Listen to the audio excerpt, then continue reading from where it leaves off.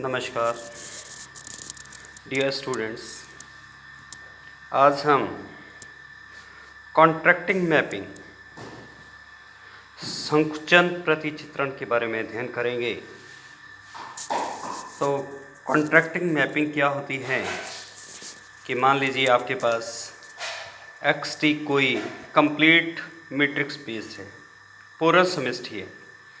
और complete metric space में पहले बता चुका हूँ क्या होती है कि कोई भी metric space x comma D को हम एक कंप्लीट मीट्रिक स्पेस कहते हैं कि if every Cauchy sequence in x is convergent in x, कि अगर उस मीट्रिक स्पेस का प्रत्येक कॉशी अनुक्रम अभिसारी हो तो हम कहते हैं वो मीट्रिक स्पेस हमारी कंप्लीट मीट्रिक स्पेस है।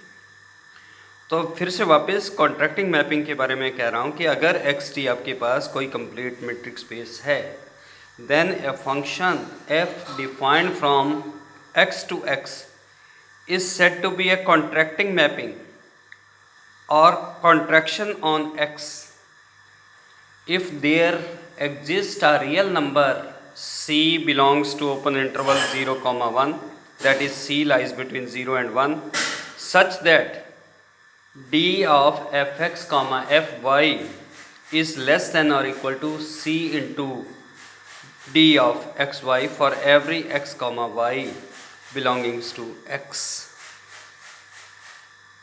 यानी कि अगर x, d एक पूर्ण समष्टि है तो एक प्रतिचित्रण जो x से x के ऊपर ही परिभाषित है उससे हम संकुचन प्रतिचित्रण या केवल संकुचन कहते हैं। अगर आपके पास कोई एक वास्तविक संख्या c जिसका मान 0 से बड़ा और 1 से छोटा हो वो विद्यमान हो कि fx और fy के बीच की दूरी d of fx, fy is less than or equal to c into d of x, y। यानी कि आप ये कह सकते हैं संकुचन में क्या होता है कि जो प्रतिबिंबों के बीच की जो दूरी होती है वह बिंदुओं के बीच की दूरी से छोटी होती है। That is in contraction distance between the images of 2 points is less then the distance between the points. एक मैं एग्जाम्पल लेता हूँ कि प्रदर्शित कीजिए कि एक फलन जो कि मीट्रिक स्पेस R से R क्या है, वास्तविक संख्याओं की मीट्रिक स्पेस से इस प्रकार परिभाषित है fx is equal to x by two, एक संकुचन प्रतिचित्रण है। Show that a function f defined from R to R defined as fx is equal to x by two is a contracting mapping. तो fx इज इक्वल टू क्या दे रखा है, x by to. हमें सिद्ध क्या करना है कि d of fx, fy is less than और equal to c into D x Y. अगर आप ये सिद्ध कर देते हैं तो जो fx is equal to x by two दे रखा है वो एक कॉन्ट्रैक्टिंग मैपिंग होगी। तो अब मैं कैलकुलेट करता हूँ d ऑफ fx, fy।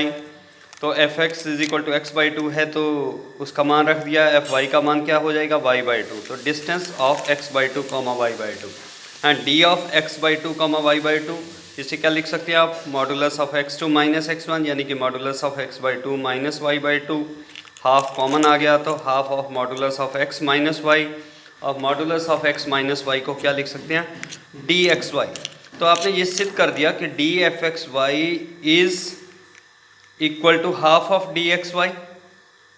तो हाफ क्या है, एक से छोटा है, तो इसलिए अपने कह सकते हैं कि d of fxy is equal to c into D x Y.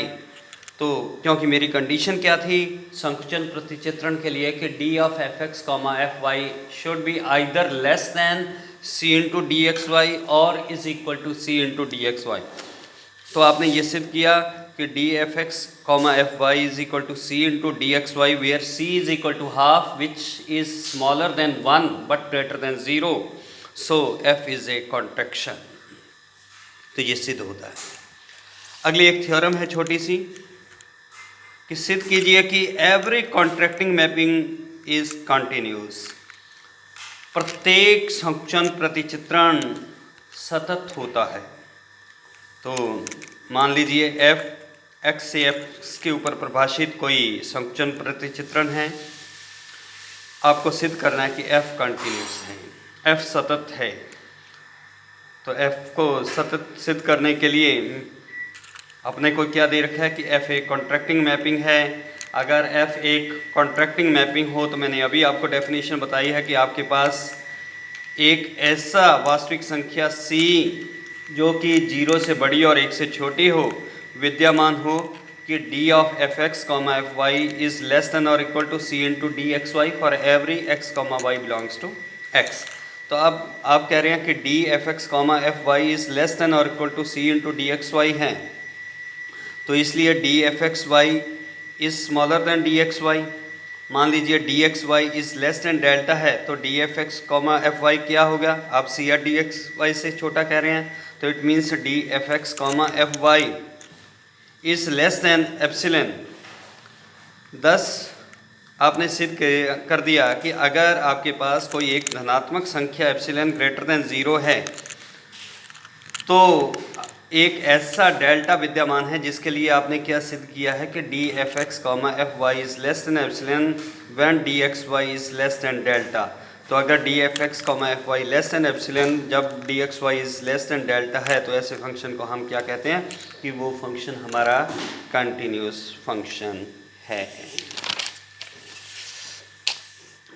अगली प्रॉब्लम है मेरी, prove that N identity mapping is a continuous mapping. सिद्ध कीजिए कि तत्सम्मक प्रतिचित्रण एक सतत प्रतिचित्रण है।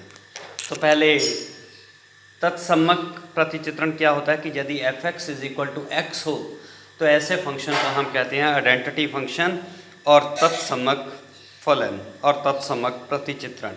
तो मैं मान लेता हूँ कि let F defined from x to y is an identity mapping. तो अगर F X defined from x to y identity mapping है तो अभी मैंने डेफिनेशन क्या बताई कि F X every element is related to itself. तो it means F x is equal to X for every x belongs to capital X। अब मैं क्या करता हूँ कि मान लीजिए g सेट x का कोई ओपन सेट है and g is a subset of x, वो एक ओपन सेट है। अगर वो ओपन सेट है तो देयरफॉर एफ इनवर्स जी क्या होगा कि that is equal to X belongs to X such that F X belongs to G होगा। अब एक्स बिलोंग्स टू एक्स है तो एफ एक्स किसके इक्वल है? ऊपर आपने कहा है कि एफ एक्स आइडेंटिटी मैपिंग है, तो एफ एक्स को क्या लिख सकते हैं? X belongs to G. तो आप क्या कह रहे हैं? F inverse ji is equal to elements of X for every elements of G. तो इसका मतलब क्या है कि हर एलिमेंट का पूर्व प्रतिबंध विद्यमान है, तो इसलिए F inverse ji is equal to क्या हो गया? जी, और जी इज इक्वल टू क्या हो गया? एक्स, क्योंकि आप क्या कह रहे हैं एफ इनवर्स जी में X belongs to X as well as X belongs to G. तो इसलिए F inverse ji is equal to X आपने सिद्ध कर दिया। तो इसलिए क्या हो गया? एफ इनवर्स जी भी एक ओपन सेट है, विवृत समुच्चय है, और अगर एफ इनवर्स जी एक विवृत समुच्चय है तो इसलिए F is a continuous function. तो होता है एफ एक सतत फलन है। तो इस प्रकार से ये हमारा चैप्टर कंप्लीट होता है। इसके बाद एक लास्ट टॉपिक मीट्रिक स्पेस का रह गया है एक चैप्टर, तो कल से हम उसे प्रारंभ करेंगे, compactness of a metric space. Thank you very much.